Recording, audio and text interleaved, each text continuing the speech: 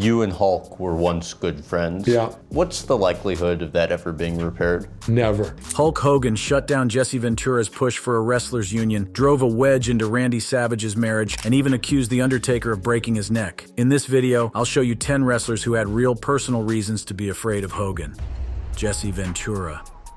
Perhaps no story better illustrates why wrestlers feared Hulk Hogan than the betrayal experienced by Jesse "The Body" Ventura. This isn't just about professional jealousy or creative differences. This is about a fundamental violation of trust that had far-reaching consequences, not just for Ventura's career, but for the entire wrestling industry. The incident that would define their relationship occurred in 1986, just before Wrestlemania II, when Ventura attempted to unionize WWE wrestlers to secure benefits like health insurance and pensions. What made this effort particularly significant was its timing. Ventura believed that uniting WWE talent with wrestlers from other promotions during such a high-profile event could force significant changes in the industry. What Ventura didn't know was that his trusted colleague, Hulk Hogan, would become the instrument of his downfall. Hogan, who was earning significantly more than other wrestlers, reportedly more than all of them combined at Wrestlemania III, learned of Ventura's plans and informed Vince McMahon. This betrayal wasn't discovered until years later, during Ventura's lawsuit against McMahon for unpaid royalties. The discovery came during McMahon's deposition, where he revealed that Hogan had informed him about Ventura's unionization attempt. For Ventura, learning about this betrayal was devastating. He described it as feeling like someone punched me in the face. This wasn't just professional disappointment. It was the realization that someone he had considered a friend had been working against him and his fellow wrestlers. What made Hogan's betrayal particularly fearsome for other wrestlers was what it revealed about his priorities and loyalties. While other wrestlers were struggling with the lack of benefits and job security that came with being classified as independent contractors, Hogan's privileged position made him more concerned with protecting his relationship with management than supporting his colleagues' efforts to improve working conditions. Ventura has consistently referred to Hogan as an office stooge, a term that was considered one of the gravest insults in wrestling. In the wrestling culture of the 1980s, being labeled an office stooge meant you were someone who reported to management for personal gain, undermining the solidarity that wrestlers needed to protect themselves in a dangerous and exploitative industry. The consequences of Hogan's betrayal extended far beyond Ventura's individual career. McMahon's response to learning about the unionization effort was to threaten Ventura with termination, effectively ending the effort before it could gain momentum. This meant that an entire generation of wrestlers missed out on the benefits and protections that a union might have provided. Ventura was eventually fired from WWE in 1990, which he attributes to Hogan's actions and their aftermath. The firing not only ended his in-ring career, but also shifted his focus to commentary and later politics, fundamentally altering his life trajectory. For other wrestlers watching this unfold, it served as a stark reminder of what could happen to those who challenged the existing power structure. While Ventura's union plans were shut down by Hogan, this next wrestler had a different issue. He couldn't stand Hogan's unprofessional behavior behind the scenes.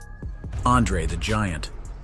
The dynamic between Hulk Hogan and Andre the Giant was complex. While their on-screen rivalry captivated millions and created some of wrestling's most iconic moments, the behind-the-scenes reality was far more nuanced and, at times, uncomfortable for the legendary Andre. Andre's initial dislike of Hogan's showboating created an atmosphere of tension that extended far beyond their scripted confrontations. The truth is, Andre wasn't scared of Hogan in the traditional sense. After all, he was 7'4" and 520 pounds, but he was acutely aware of Hogan's growing political influence within the company, and this awareness shaped every interaction they had. The genesis of their complex relationship can be traced back to 1978, when they first met in Southwest Championship Wrestling. Hogan, wrestling as Terry Boulder, faced Andre 5 times, with a notable arm wrestling match in 1979, ending in a no contest when Hogan overturned the table. What made Andre particularly wary of Hogan was the younger wrestler's shameless self-promotion and attention-seeking behavior. Andre reportedly disliked Hogan's showboating, as noted in interviews where Hogan admitted to trying to impress girlfriends at matches, which Andre saw as unprofessional and disrespectful to the business they both loved. This wasn't just about ego. Andre had spent years building wrestling's credibility, and he saw Hogan's antics as potentially damaging to the sport's reputation. The political reality of their relationship became most apparent during their legendary feud leading up to Wrestlemania III. The rivalry reignited in 1987 when Andre, managed by Bobby Heenan, turned heel in and challenged Hogan for the WWF Championship. But here's what many fans don't realize. Andre's decision to work with Hogan and ultimately lose at WrestleMania III wasn't just about storytelling. It was a calculated business decision influenced by his understanding of Hogan's backstage power. Andre's willingness to let Hogan slam him at WrestleMania III was pivotal to Hogan's megastar status, but this decision came at a personal cost to Andre. The gentle giant knew that refusing to work with Hogan could have serious consequences for his own position in the company. Hogan had Vince McMahon's ear, and Andre was smart enough to recognize that fighting Hogan politically could be career suicide. While Andre couldn't stand Hogan's behavior, this next wrestler was betrayed by Hogan: Bret Hart. If there's one wrestler who perfectly encapsulates the frustration and fear that many felt regarding Hulk Hogan's backstage maneuvering, it's Bret the Hitman Hart. Hart's relationship with Hogan represents one of the most bitter and long-lasting feuds in wrestling history, one that has persisted for over 3 decades and shows no signs of resolution. The roots of Hart's animosity toward Hogan trace back to a pivotal moment in wrestling history: WrestleMania IX in 1993. Hart felt betrayed when Hogan promised to repay him by losing the title back in a future match after Hogan won the WWF Championship from Yokozuna immediately following Hart's loss. This promise, Hart believed, was a gentleman's agreement that would see him regain the championship at SummerSlam 1993. However, what happened next would shape Hart's perception of Hogan forever. Instead of losing the title to Hart as allegedly promised, Hogan dropped it to Yokozuna at King of the Ring 1993, leaving Hart feeling manipulated and betrayed. The backstage politics of this decision were complex. Hogan was wary of a babyface versus babyface match and saw more money in a Yokozuna rematch, but Hart viewed this as Hogan protecting his own interests at Hart's expense. The confrontation that followed this betrayal was explosive. Hart confronted Hogan post-King of the Ring, accusing him of not wanting to work with him and telling him to go f***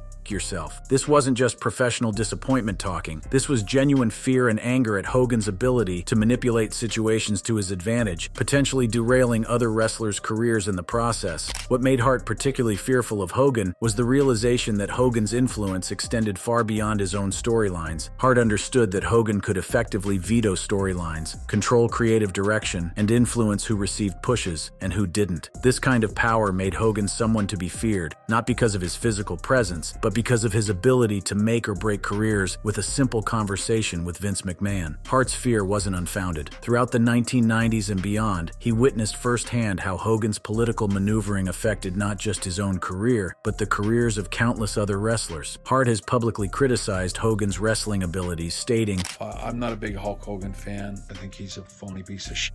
These aren't just insults. They're the expressions of a man who saw his own career trajectory altered by Hogan's backstage politics. The feud continued even after both men had moved on from WWE. In WCW, Hart criticized Hogan's creative control, feeling it limited other wrestlers' opportunities. This pattern, Hogan using his influence to control storylines and protect his position, became a source of ongoing frustration for Hart and many other wrestlers who felt their careers were being held back. Hart's public statements about Hogan have remained consistently negative over the years. In 2025, Hart continued his criticism, calling Hogan a liar and stating, "Whatever he tells you is probably not true." This persistent animosity stems from Hart's belief that Hogan represents everything wrong with wrestling's power structure, a system where political maneuvering matters more than talent or integrity. While Bret criticized Hogan's creative control, this next wrestler accused Hogan of being a homewrecker: Randy Savage. The relationship between Hulk Hogan and Randy Macho Man Savage represents one of the most complex and emotionally charged dynamics in wrestling history. What made Savage particularly vulnerable to fear regarding Hogan wasn't just professional jealousy or creative differences. It was deeply personal, involving the woman they both cared about and a web of real-life tensions that would haunt both men for decades. The partnership between Hogan and Savage as the Mega Powers, with Miss Elizabeth as their manager, created one of wrestling's most iconic alliances, but it also set the stage for one of its most devastating betrayals. The seeds of Savage's fear were planted during their time as partners. Their partnership began to unravel in early 1989 when, on February 3rd, 1989, during the Main Event 2, Savage accused Hogan of having feelings for Miss Elizabeth and seeking the spotlight. This wasn't just a storyline development. Savage's paranoia about Hogan's intentions toward Elizabeth was rooted in real behavioral patterns he had observed backstage. The climax of their professional relationship came at WrestleMania 5 on April 2nd, 1989. 1999, dubbed the Mega Powers Explode, where Hogan defeated Savage for the WWF World Heavyweight Championship. But the real drama was happening behind the scenes, where Savage's personal insecurities were being exploited for storyline purposes, creating a situation where his real fears were being broadcast to millions of viewers. The most damaging incident to their relationship occurred years later, during a period when both men were supposed to be moving on from their past conflicts. In 1992, during the filming of Mr. Nanny in Miami, Savage confronted Hogan, blaming him and Linda Hogan for influencing Miss Elizabeth's decision to file for divorce in 1993. This confrontation revealed the depth of Savage's fear. He genuinely believed that Hogan's influence had destroyed his marriage. What made this situation particularly cruel was that Savage's fears may not have been entirely unfounded. While there's no evidence of any inappropriate relationship between Hogan and Elizabeth, there was a Paris incident in the late 1980s where Hogan carried Miss Elizabeth into the ring, upsetting Savage and leading to a backstage confrontation. Even innocent interactions could be interpreted through the lens of Savage's paranoia, creating a toxic environment where every gesture was analyzed for hidden meaning. The feud continued in WCW, where their rivalry reignited in 1996 when Hogan turned heel at Bash at the Beach, forming the New World Order and betraying Savage. Even in a different company, Savage couldn't escape the pattern of Hogan using his political influence to control storylines and manipulate situations to his advantage. Like Savage, this next wrestler's partnership with Hogan turned sour. Shawn Michaels. The brief but explosive feud between Hulk Hogan and Shawn Michaels in 2005 represents one of the most professionally damaging conflicts in WWE history, not because of its duration, but because of how it exposed the toxic dynamics that could emerge when creative control clauses collided with artistic integrity. The feud began when Hogan became Michaels' partner after Muhammad Hassan and Daivari attacked Michaels on Raw on April 4, 2005. Initially, this seemed like a dream partnership, two of wrestling's biggest stars working together. However, Michaels quickly discovered that working with Hogan meant working within the constraints of Hogan's creative control. What made Michaels particularly fearful of Hogan's influence was the understanding that their planned storyline would be subject to Hogan's approval and potential veto power. The original plan was for a babyface versus babyface clash, but Hogan preferred a classic heel versus babyface dynamic, leading to Michaels having to turn heel for the first time since his 2002 return. This forced character change represented everything Michaels feared about working with Hogan, the subordination of creative storytelling to Hogan's comfort and preferences. Michaels' fear was compounded by his knowledge of Hogan's track record with other wrestlers. He had seen how Hogan's creative control had affected storylines and careers throughout the years, and he understood that their match at SummerSlam 2005 would likely follow the same pattern. Hogan would win, Hogan would look strong, and Michaels would be expected to make it happen regardless of what made sense for the story or his own character. The match itself, held on August 21, 2005 at the MCI Center in Washington, D.C., became infamous for Michaels' exaggerated overselling of Hogan's moves. But this wasn't just unprofessional behavior. It was Michaels' way of expressing his fear and frustration with a system that allowed one performer to have so much control over others. His overselling was a form of professional protest, a way of highlighting the absurdity of the situation he found himself in. What made Michaels' position particularly precarious was his understanding that Hogan's creative control extended beyond just winning and losing. Hogan's influence meant that he could control the narrative around their feud, the way matches were structured, and even the post-match storylines. For a performer like Michaels, who prided himself on his storytelling ability and his commitment to making his opponents look good, this level of external control was terrifying. The backstage atmosphere during their feud was tense, with Michaels expressing frustration about the constantly changing plans and his inability to have input into the direction of the storyline. Michaels noted in interviews that the only part that was ever frustrating was me having to do a lot of it on my own, and it constantly changing week to week of what we originally thought it would be. This uncertainty and lack of creative control created an environment where Michaels felt he had to protect himself professionally. Like Michaels, this next wrestler criticized Hogan's creative influence. Scott Steiner.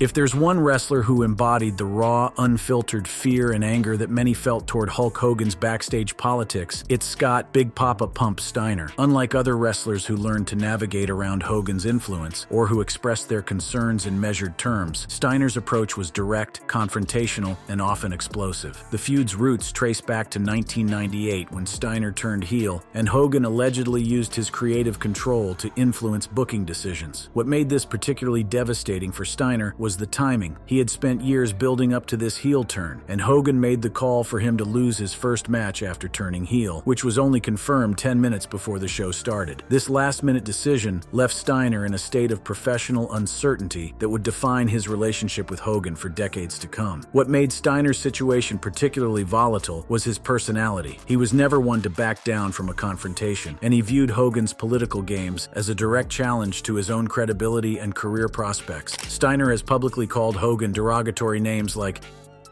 seeker and piece of shit, viewing him as someone who kept younger talent down. The feud continued into WCW, where Steiner warned Dixie Carter that Hogan would ruin TNA just as he had allegedly ruined WCW. This warning proved prescient, as TNA's direction did shift after Hogan's arrival, leading to Steiner's eventual release in 2012. For Steiner, this pattern confirmed his worst fears about Hogan's influence, that it was destructive not just to individual careers, but to entire wrestling promotions. The most dramatic manifestation of Steiner's fear and anger came during the infamous 2015 airport incident. Steiner approached Hogan's wife at the airport and told her that Hogan inducting Randy Savage into the WWE Hall of Fame was and reiterated his personal threat against Hogan. This incident escalated when Hogan contacted the San Jose Police Department, alleging that Steiner had threatened to kill him. However, airport camera footage cleared Steiner of any wrongdoing, as he did not touch Hogan's wife or make explicit threats of murder. For Steiner, this incident validated his fears about Hogan's character. He saw it as typical of Hogan to exaggerate a situation and try to use his influence to get Steiner in legal trouble. Unlike other wrestlers who eventually found ways to coexist with Hogan or who moved on from their conflicts, Steiner continues to harbor strong negative feelings toward Hogan, viewing him as a mortal enemy. This persistent animosity stems from Steiner's belief that Hogan represents everything wrong with wrestling's power structure. While Steiner was not a fan of Hogan's influence, this next wrestler was shocked by Hogan's backstage drama.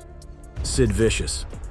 Sid Vicious, despite his imposing 6 9 inches frame and legitimate toughness, found himself in a precarious position when dealing with Hogan's political maneuvering, and his experience illustrates how even the most physically intimidating wrestlers could be vulnerable to Hogan's behind-the-scenes power plays. The feud began at the 1992 Royal Rumble when Sid eliminated Hogan, a fair move within the rules. But Hogan's reaction to being eliminated created a backstage controversy that would define their relationship. Sid later claimed in interviews that Hogan returned to the locker room screaming and crying, accusing Sid of orchestrating the crowd's negative reaction. This reaction terrified Sid, not because of any physical threat, but because it revealed how Hogan operated when he felt his position was threatened. Sid realized that Hogan was capable of creating backstage drama and potentially influencing booking decisions based on his emotional reactions to perfectly legitimate wrestling scenarios. What made Sid particularly fearful of Hogan was the understanding that Hogan's complaints to management could have serious consequences for his career trajectory. Sid had been positioned as a potential successor to Hogan, with Vince McMahon reportedly promising him Hogan's spot, but Sid felt that Hogan was trying to sabotage his push by complaining to management about crowd reactions and match outcomes. Hogan had significant input into booking decisions and could potentially influence who received pushes and who didn't. For someone like Sid, who was still establishing himself as a main event player, this level of influence represented a genuine threat to his career prospects. Their Wrestlemania 8 match, which ended with Hogan winning by disqualification, was widely criticized as one of the worst WrestleMania main events due to its poor execution and overbooked finish. For Sid, this match represented the culmination of his fears about working with Hogan. He was put in a position where he couldn't look strong in victory or defeat, and the match's poor reception reflected badly on both participants. What made the situation even more frustrating for Sid was his understanding that the match's problems stemmed partly from Hogan's creative control and his unwillingness to put other wrestlers over in a clean, decisive manner. Sid failed a drug test before WrestleMania 8 but was allowed to compete, serving a suspension after the match, which added another layer of complexity to an already politically charged situation. The breaking point came when Sid was expected to continue working with wrestlers chosen by Hogan and the creative team, rather than having input into his own storylines. After refusing to let the Ultimate Warrior kick out of his finishing move in their planned feud, Sid quit WWE on April 26, 1992, in Boston. This decision, while professionally costly, ironically, represented Sid's refusal to continue operating within a system where Hogan's influence dictated the terms of his employment. Years later, Sid described Hogan as a horrible worker and criticized their Wrestlemania 8 match as forgettable. But these criticisms stem from his frustration with a system that prioritized Hogan's comfort over compelling storytelling. When their paths crossed again in WCW in 2000, the same patterns emerged, with Sid turning on Hogan during a tag team match, driven by jealousy over fan support. Even in a different company, Sid couldn't escape the reality of Hogan's influence and the way it shaped wrestling storylines and career trajectories. While Sid believed Hogan was actively trying to sabotage his push, this next wrestler found himself dragged into one of Hogan's classic backstage power plays: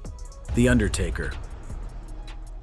The Undertaker's experience with Hogan during their 1991 feud created a template for how he would handle political situations throughout his career, and it revealed the psychological impact that Hogan's manipulation could have on even the most mentally tough performers. The controversy centers around their match at Survivor Series 1991, where Hogan claimed that The Undertaker's tombstone piledriver severely injured his neck. The young Undertaker, only 24 years old at the time, was devastated when Hogan claimed to be in significant pain and needed to call his family. For someone who prided himself on protecting his opponents, the thought of seriously injuring Hogan was terrifying. The fear was so intense that The Undertaker later described it as thinking he had crushed the golden goose of WWE. What transformed this fear into lasting distrust was The Undertaker's investigation into what had actually happened. After reviewing the match tape with Shane McMahon, who confirmed Hogan's head was safe, he had this to say: "I've got to confront, the face of wrestling, the biggest draw, ever." Although he still had his fears, The Undertaker confronted Hogan about the incident. Hogan's response, that his neck was jammed by The Undertaker's knees, revealed the manipulation at play. The Undertaker realized that Hogan had exaggerated the injury for political purposes. This realization was psychologically devastating for The Undertaker, not because of any physical threat, but because it revealed how easily he could be manipulated by someone with Hogan's experience and political savvy. The Undertaker stated in interviews, "Okay, I kind of realized I know what you're all about, and that's all I needed." This wasn't just disappointment. It was the recognition that he was dealing with someone who would use deception to achieve political goals. The Undertaker believed Hogan's complaints influenced the decision to have him lose the title back to Hogan at This Tuesday in Texas. This understanding made every future interaction with Hogan a potential political minefield. The incident also highlighted the broader pattern of Hogan's behavior that other wrestlers had learned to fear, using legitimate concerns or exaggerated claims to influence creative decisions.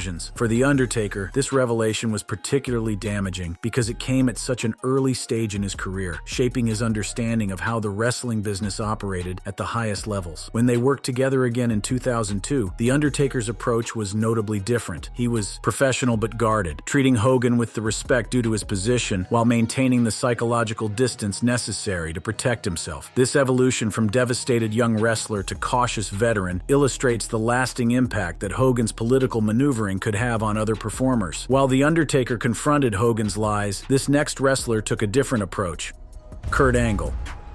Unlike some of the more explosive conflicts that have been discussed, Kurt Angle's approach to dealing with Hogan was characterized by careful calculation and professional respect, but beneath this diplomatic surface lay a deep understanding of the potential dangers that working with Hogan could present. The feud began in 2002 following Angle's humiliating loss in a hair versus hair match to Edge at Judgment Day, resulting in his head being shaved bald. Angle's fear of Hogan wasn't based on physical intimidation. As an Olympic gold medalist, Angle possessed legitimate athletic credentials that few could match. Instead, his concern centered around Hogan's ability to influence the direction of storylines and the outcomes of matches. When Hogan challenged Angle to a match at King of the Ring 2002, Angle understood that he was entering into a situation where the terms would likely be dictated by Hogan's creative control. Rather than confronting Hogan directly or attempting to work around his influence, Angle chose to embrace the opportunity while carefully managing the political aspects of their relationship. When Hogan requested a specific scenario for their match finish, wanting Angle to break the ankle lock when Hogan reached the ropes, but then having Hogan grab the ropes and allow Angle to pull him back into the hold, Angle agreed, stating, "Hogan, whatever you want to do, that's cool. As long as you tap out in the end, I'm fine with that." This response reveals the calculated nature of Angle's approach to dealing with Hogan. He understood that accommodating Hogan's requests was necessary to ensure the match happened on terms that would ultimately benefit his career. By agreeing to Hogan's stipulations while ensuring that that he would still get the victory, Angle managed to navigate the political minefield while achieving his primary objective. The match itself, held on June 23, 2002, at the Nationwide Arena in Columbus, Ohio, was significant because it represented one of the rare occasions where Hogan was forced to submit. This outcome was particularly meaningful for Angle because it demonstrated that careful political maneuvering could result in career-defining moments, even when working with someone as politically powerful as Hogan. What made Angle's victory even more significant was the way he managed the post-match narrative. Rather than using his victory to diminish Hogan or create controversy, Angle treated the match as a career highlight and spoke respectfully about the opportunity to work with a legend. In later interviews, Angle expressed excitement about wrestling Hogan, calling him the most popular guy in the history of the business and crediting the match with legitimizing him as one of WWE's top talents. The fear that initially drove Angle's careful approach was ultimately validated by the success of his strategy. By treating Hogan with respect while still achieving his career objectives, Angle demonstrated that it was possible to work with Hogan without being victimized by his political influence. However, this success required constant vigilance and careful calculation luxuries that not all wrestlers possessed. While Angle chose to go with the flow, this next wrestler has openly called out Hogan: CM Punk. The conflict between CM Punk and Hulk Hogan represents perhaps the most modern and politically charged example of why wrestlers have feared Hogan's influence. Unlike the previous examples, which were primarily about backstage politics and creative control, Punk's fear of Hogan encompasses broader concerns about wrestling's power structures, social justice issues, and generational change. The origins of their conflict trace back to a 2007 backstage incident at WWE Raw's 15th anniversary celebration, where Punk claims Hogan snubbed him when he tried to introduce himself. While this may seem like a minor slight, for Punk it represented everything he feared about wrestling's old guard: their dismissive attitude toward newer talent and their sense of entitlement based on past accomplishments rather than current contributions. Punk's fear of Hogan extends to encompass systemic concerns about how wrestling's power structure operates. Punk has criticized Hogan for his role in preventing Jesse Ventura's unionization efforts, viewing this as a betrayal of the wrestling community. For someone like Punk, who has been vocal about wrestlers' rights and working conditions, Hogan's anti-union stance represents everything wrong with wrestling's traditional power structure. Punk's public criticisms of Hogan have been consistently harsh, calling him a piece of garbage and a piece of in various interviews. These aren't just casual insults. They represent Punk's genuine belief that Hogan embodies the worst aspects of wrestling's political culture. For Punk, Hogan represents a system where success is based on politics rather than talent, and where established stars protect their positions at the expense of newer performers. Punk's straight-edge lifestyle and outspoken political views put him at odds with many aspects of wrestling's traditional culture, and Hogan's influence represents a barrier to the kind of cultural change that Punk believes the industry needs. What makes Punk's fear particularly relevant is how it reflects broader cultural changes in wrestling and society. The 2015 revelation of Hogan's racist comments created a context where criticizing Hogan became not just acceptable, but necessary for wrestlers who wanted to align themselves with more progressive values. For Punk, this controversy validated his long-standing concerns about Hogan's character and influence. Thank you for watching. If you enjoyed watching this video, click on one of the boxes playing on your screen to watch more similar content. I can't push like a glass door open. Everything in the gym is short strokes. I can't straighten my arms out. He was the face of American heroism, but behind the muscles and mania, Hulk Hogan was hiding unimaginable pain. From superstardom to silence, the truth about his final days is more tragic than fans ever imagined. What really happened to Hulk Hogan? The answer will leave you speechless. The final days, a legend's last stand.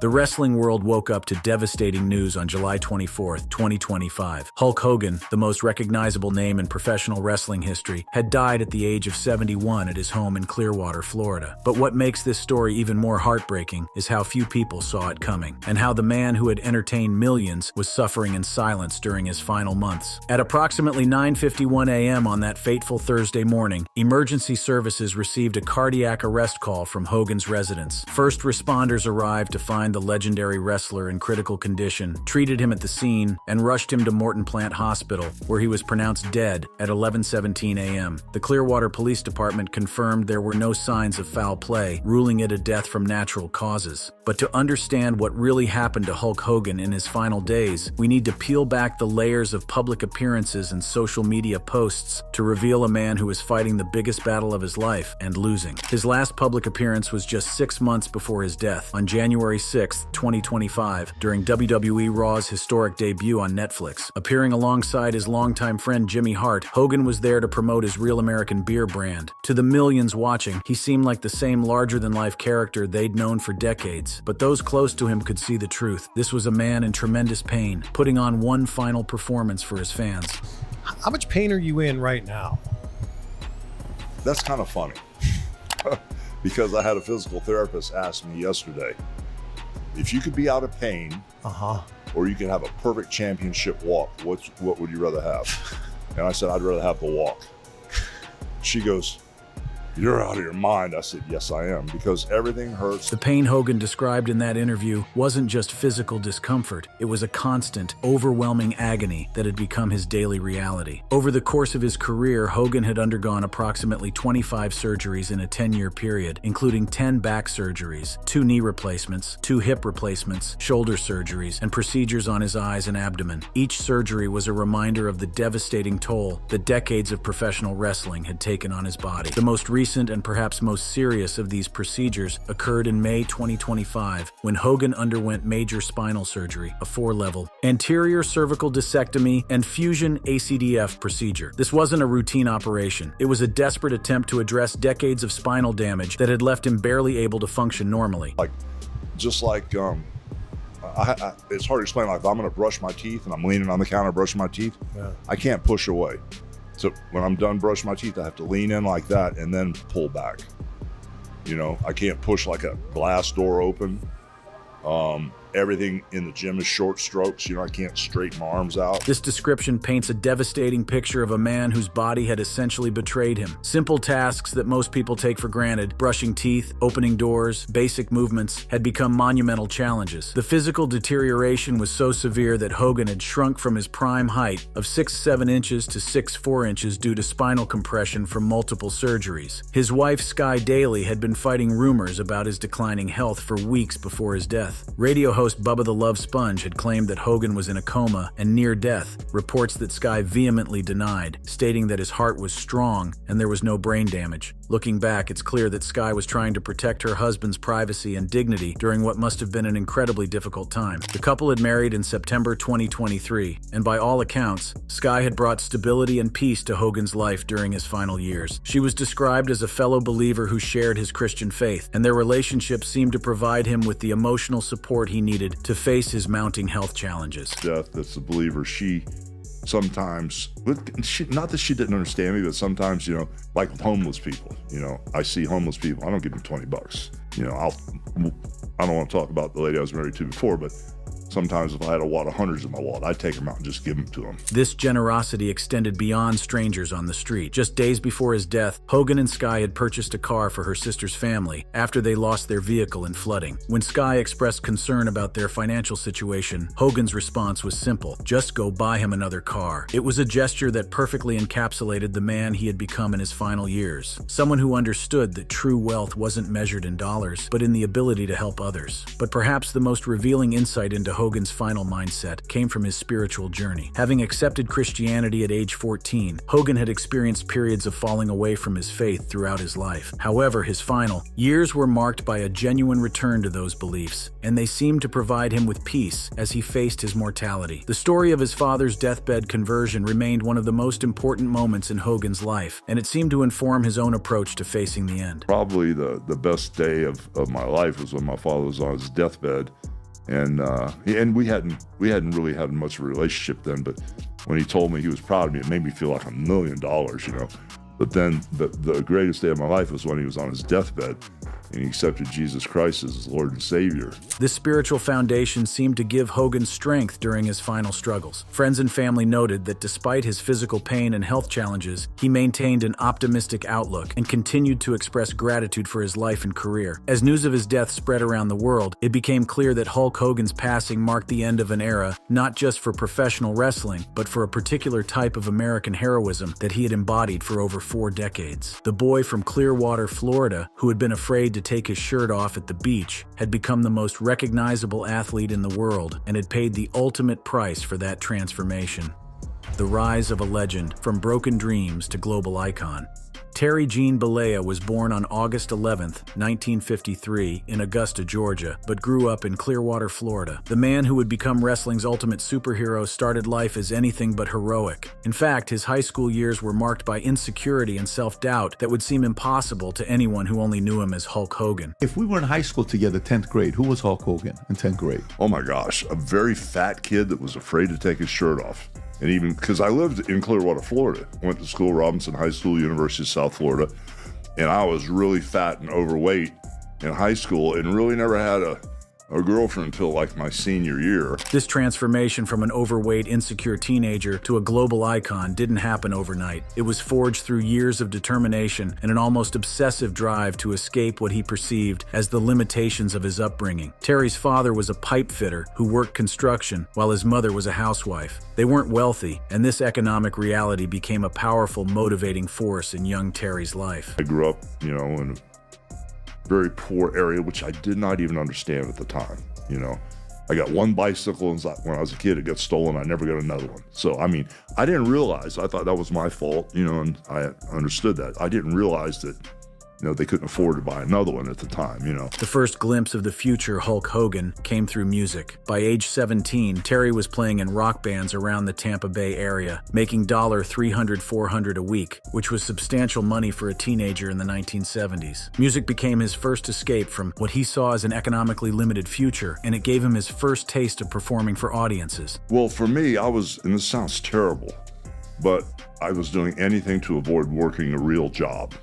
And, back then when I was playing music in 1972, 3, 4, during the 70s, if you're making $300–400 a week, that was a lot of money, especially for a kid in high school. So once I got a taste of making money, all my friends that were working normal jobs like McDonald's or construction making $2.50 an hour went, not for me, I'm going to keep playing music. But it was during this period, playing in local bars and venues, that Terry first encountered professional wrestlers. These weren't the polished performers we see today. They were intimidating figures with cauliflower ears, broken noses, and teeth knocked out, commanding respect through their sheer physical presence. Terry was simultaneously terrified and fascinated by these larger-than-life characters. The transition from musician to wrestler was brutal and almost ended before it began. When Terry first attempted to break into wrestling, a trainer named Matsuda deliberately broke his leg on the first day and told him never to come back. It was a harsh introduction to a business that was far more real and dangerous than most outsiders understood. But Terry's father delivered advice that would shape his character forever. When I got home, my dad beat my ass worse than Matsuda did. Damn. He said, "Don't you ever let anybody hurt you again." So,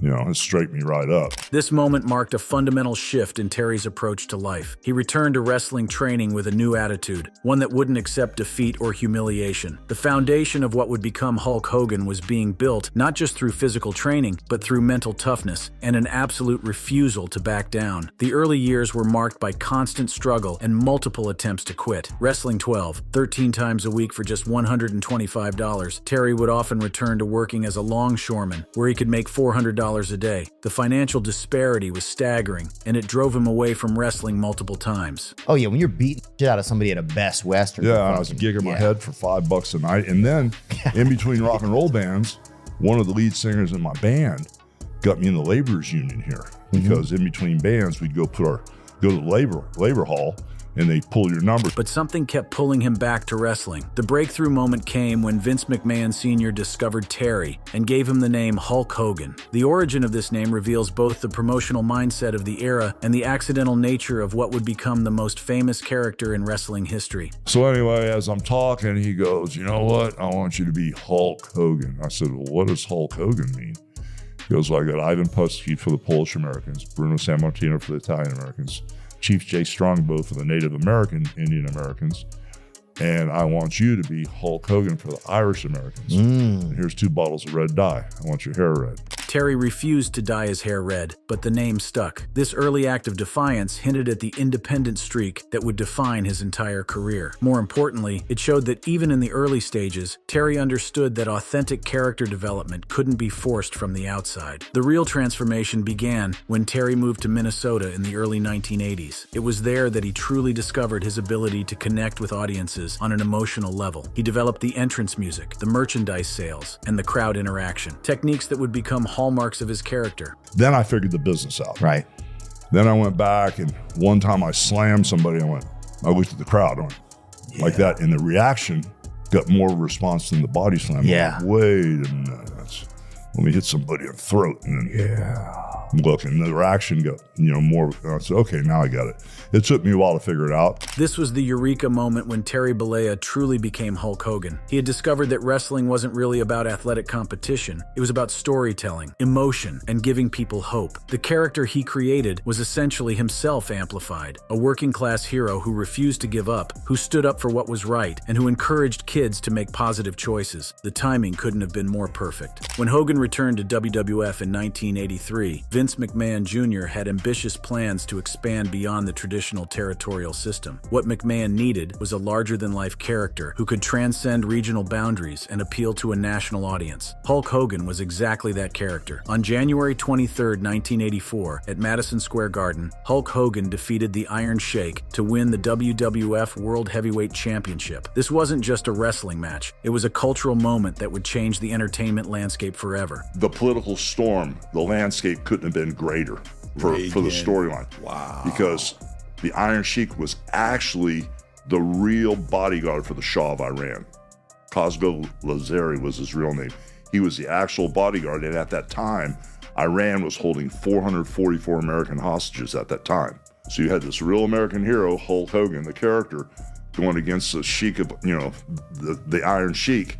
And once I beat him, Hulkamania took off. The explosion that followed was unlike anything the wrestling world had ever seen. Celebrities like Liberace, Muhammad Ali, and every major star of the 1980s wanted to be associated with Hulkamania. Hogan appeared on magazine covers, hosted Saturday Night Live, and starred in movies. Wrestling had suddenly become acceptable to mainstream America in a way it had never been before. And it was this crazy run. We brought in, you saw it on TV. We brought in Cyndi Lauper, MTV jumped all over it. We had Liberace, Muhammad Ali, every celebrity you could see wanted to be part of it. MTV's Rock and Wrestling Connection, featuring pop stars like Cyndi Lauper and wrestling storylines, was revolutionary. This crossover brought wrestling to audiences who had never watched it before, transforming it from niche entertainment into family-friendly programming that parents could watch with their children. The pinnacle came at Wrestlemania III on March 29, 1987, when Hogan faced Andre the Giant at the Pontiac Silverdome, drawing over 90,000 fans and generating massive pay-per-view revenue. This event represented the complete mainstream acceptance of professional wrestling as entertainment. But perhaps the most telling measure of Hogan's impact wasn't celebrity endorsements or pay-per-view buy rates. It was that he became the most requested celebrity by the Make-A-Wish Foundation during the 1980s. Children battling serious illnesses wanted to meet Hulk Hogan more than any other celebrity in the world. Not only would he talk to these kids, he'd touch them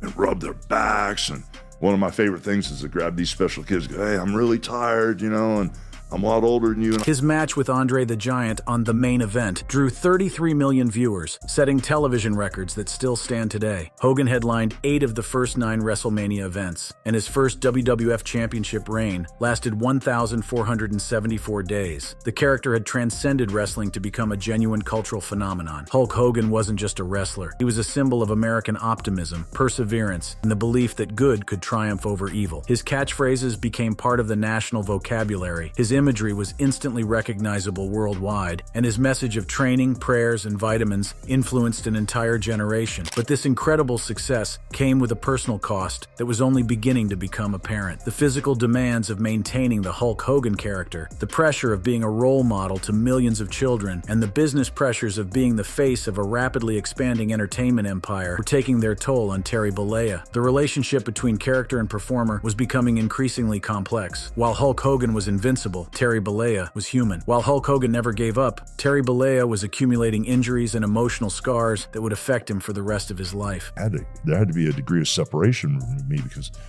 you'll end up killing yourself. You can't live up to that character. I mean, all my guys are dead, and I was the ring leader. I was a ring leader. I was running them all hard, and I'd come to the edge and I'd stop after about 4 days. You guys keep going, I'm out, you know?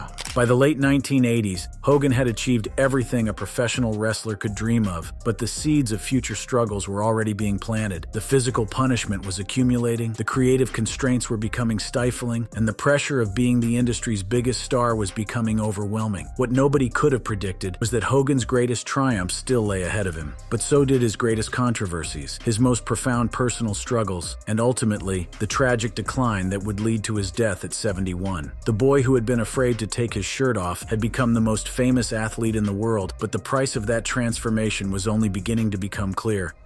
Controversy, comeback, and tributes. The return of Hulk Hogan to WWE in 2002 was supposed to be a triumphant homecoming. After nearly a decade with WCW, the 49-year-old legend was coming back to face The Rock at Wrestlemania X8, a match that was positioned as a passing of the torch between two generations of superstars. What nobody expected was that the Chicago crowd would completely reject the intended narrative. And Rocky Johnson's there, his dad. Oh, yeah, he played football at Miami, didn't he? Yeah, and it's hot as in this warehouse. Hogan was supposed to enter as the villain, with The Rock as the conquering hero. But when he walked through that curtain, something magical happened. The audience erupted in support for their childhood hero, completely ignoring the carefully planned storyline. In that moment, Terry Bollea realized that his connection with the fans transcended any character or corporate politics. In 18, I go out to wrestle The Rock and they just cheer me out of the place. You know, because they're just loyal to a fault, the wrestling fans. This reaction demonstrated something profound about Hogan's place in wrestling history. Despite everything that had happened, the character changes, company switches, the Hollywood ventures, the fans still saw him as the hero who had inspired them during their childhoods. It was a testament to the authenticity of the connection he had built over decades. However, this comeback period also revealed the mounting toll that decades of wrestling had taken on his body. Standing 6'7" inches and weighing 330 pounds during his prime, Hogan had shrunk to 6'4" inches due to the cumulative effects of his surgeries. The physical deterioration was becoming impossible to hide. And that's what I am now, but back then I was 6'7", so... Wow. So you lost 3 inches. Yeah. The early 2000s also saw Hogan expand into reality television with Hogan Knows Best, a VH1 series that showcased his family life with his then-wife Linda and children Brooke and Nick. The show was initially successful, offering fans an intimate look at the man behind the character, but it also exposed the complex dynamics of a family living under intense public scrutiny. The reality show era coincided with Hogan's various business ventures, including his attempts to leverage his fame into different industries. Some were more successful than others, but they all demonstrated his relentless drive to build something lasting beyond his wrestling career. In 2012, Hogan faced what many considered the biggest crisis of his career. A sex tape featuring Hogan was leaked as part of a larger invasion of privacy orchestrated by the website Gawker Media. But the real damage came from audio recordings that captured Hogan making racist remarks during private conversations. The revelation of these comments led to WWE terminating Hogan's contract in 2015 and removing him from their Hall of Fame. For a man whose entire career had been built on being a role model for children, this represented a fall from grace that seemed insurmountable. The wrestler who had once been the most requested celebrity by the Make-A-Wish Foundation was now persona non grata in his own industry. The legal battle that followed became one of the most significant privacy cases in modern media history. Hogan sued Gawker Media for invasion of privacy, ultimately winning a $140 million judgment that led to the company's bankruptcy. While this provided some measure of justice, it couldn't undo the damage to his reputation. The period from 2015 to 2018 was perhaps the darkest in Hogan's life. Cut off from the wrestling industry that had defined him for over 4 decades, dealing with ongoing health issues, and facing public condemnation for his private remarks, many wondered if Hulk Hogan would ever recover. But in a move that surprised many, WWE reinstated Hogan in 2018, acknowledging his apologies and efforts at reconciliation. The decision was controversial, with many fans and wrestlers expressing mixed feelings about his return. Some saw it as an appropriate second chance. Others felt it was too little, too late. This is much more important than business. Wow. No, this is a spiritual revolution. The final years of Hogan's life were marked by significant personal changes. In 2023, he married Sky Daly, his third wife, describing her as a fellow believer who shared his Christian faith. This relationship seemed to provide him with the stability and peace that had eluded him throughout much of his life. Death, that's a believer. She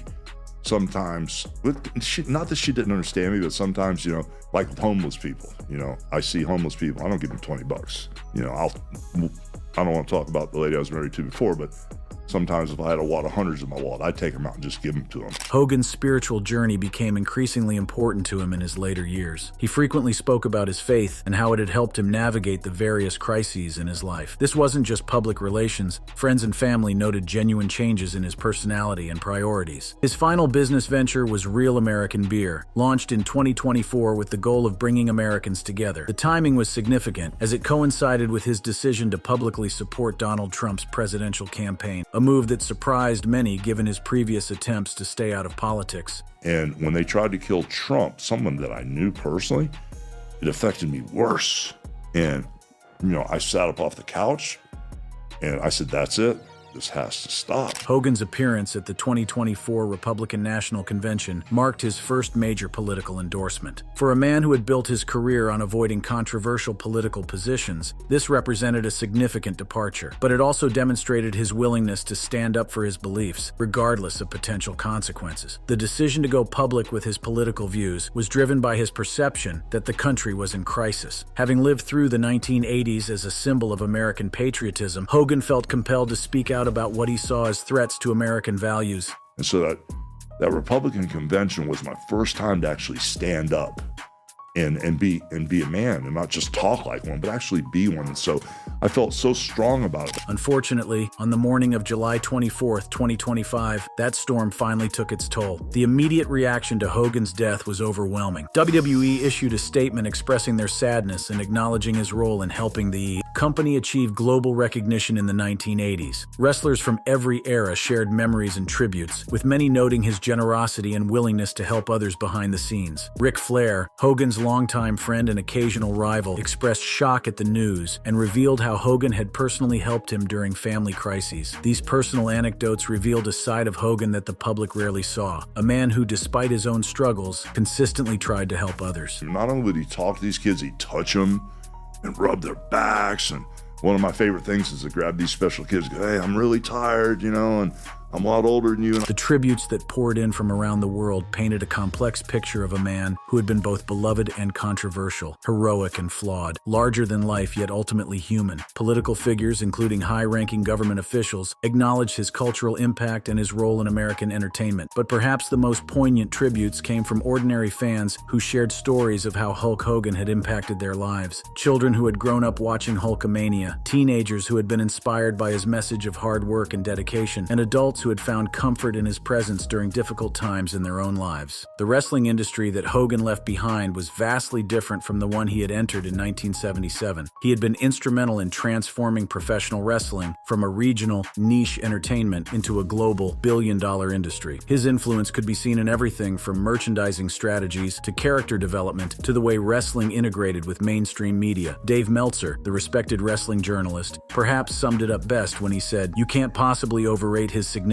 in the history of the business, and he sold more tickets to wrestling shows than any man who ever lived." The statistics tell only part of the story. Hogan headlined 8 of the first 9 WrestleMania events. His match with Andre the Giant drew 33 million television viewers. He held championship titles for a combined total of thousands of days across multiple promotions. But these numbers, impressive as they are, don't capture the emotional connection he built with fans around the world. In the end, the story of Hulk Hogan is a uniquely American tale of triumph and tragedy, success and failure, heroism and human frailty. He was a man who achieved everything he dreamed of as that insecure teenager in Florida, but who also paid a price that perhaps no amount of success could justify. The story of Hulk Hogan is now complete, but the legend will live forever. Because in the end, what you gonna do when the memory of Hulkamania runs wild on you forever? If you love this, click on the card showing on your screen for more videos.